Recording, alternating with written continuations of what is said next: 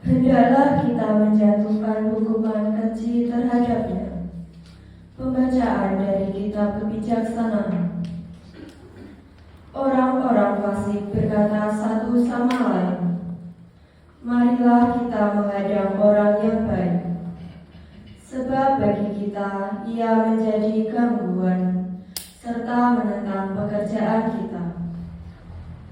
Pelanggaran-pelanggaran hukum dituduhkannya kepada kita, dan kepada kita dipersalahkannya dosa-dosa terhadap pendidikan kita. Cobalah kita lihat apakah perkataannya benar, dan ujilah apa yang terjadi waktu ia berpulang. Jika orang yang benar itu sungguh anak Allah, niscaya Allah akan menolong dia serta melepaskannya dari tangan para lawannya. Mari kita mencobainya dengan aniaya dan siksa, agar kita mengenal kelembutannya serta memuji kesabaran hatinya. Hendaklah kita menjatuhkan hukuman mati keji terhadapnya, sebab menurut katanya ia pasti mendapatkan pertolongan. Demikianlah sabda Tuhan. Syukur kepada Allah. Buah kebenaran ditaburkan dalam damai bagi mereka yang membawa damai.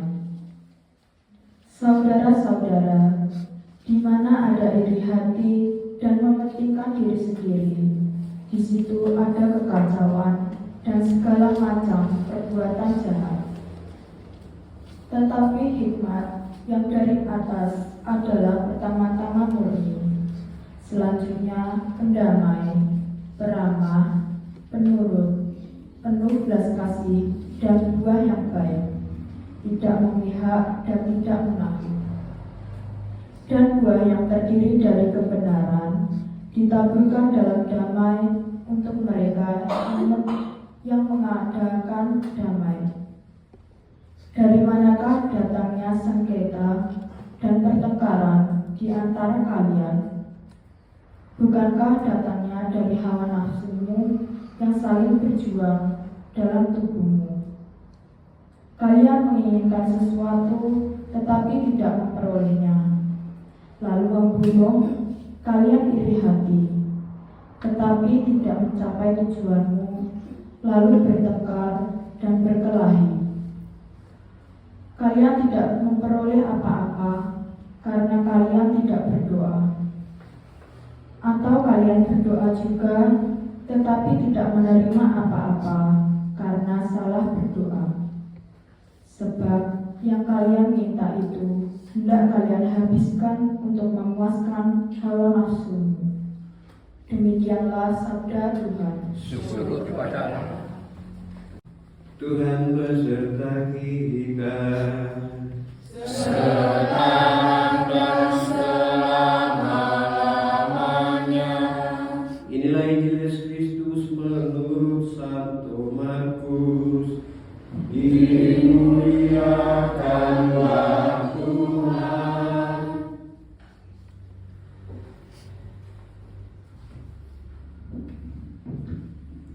Setelah Yesus dimuliakan di atas gunung, ia dan murid-muridnya melintas di Galilea. Yesus tidak mau hal itu diketahui orang, sebab ia sedang mengajar murid-muridnya. Ia berkata kepada mereka, Anak manusia akan diserahkan ke dalam tangan manusia, dan mereka akan membunuh dia. Tetapi 3 hari setelah dibunuh, ia akan bangkit. Mereka tidak mengerti perkataan itu, namun segan menanyakannya kepada Yesus. Kemudian tibalah Yesus dan murid-muridnya di Kapernaum. Ketika sudah di rumah, Yesus bertanya kepada para murid itu, "Apa yang kamu perbincangkan dari tadi di jalan?" Tetapi mereka diam saja, sebab di tengah jalan tadi mereka mempertengkarkan siapa yang terbesar di antara mereka. Lalu Yesus duduk dan memanggil ke-12 murid itu.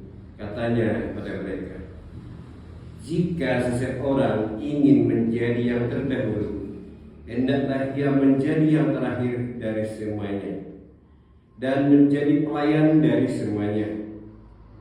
Yesus lalu mengambil seorang anak kecil ke tengah-tengah mereka.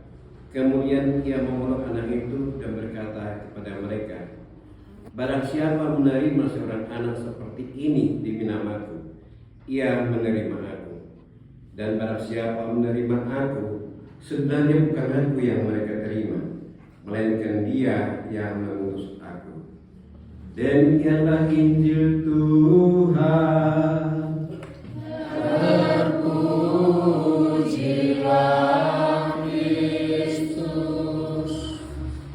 Marilah kita panjatkan doa kepada Allah Bapa kita, agar kita boleh menjadi pelayan seperti Kristus Putranya.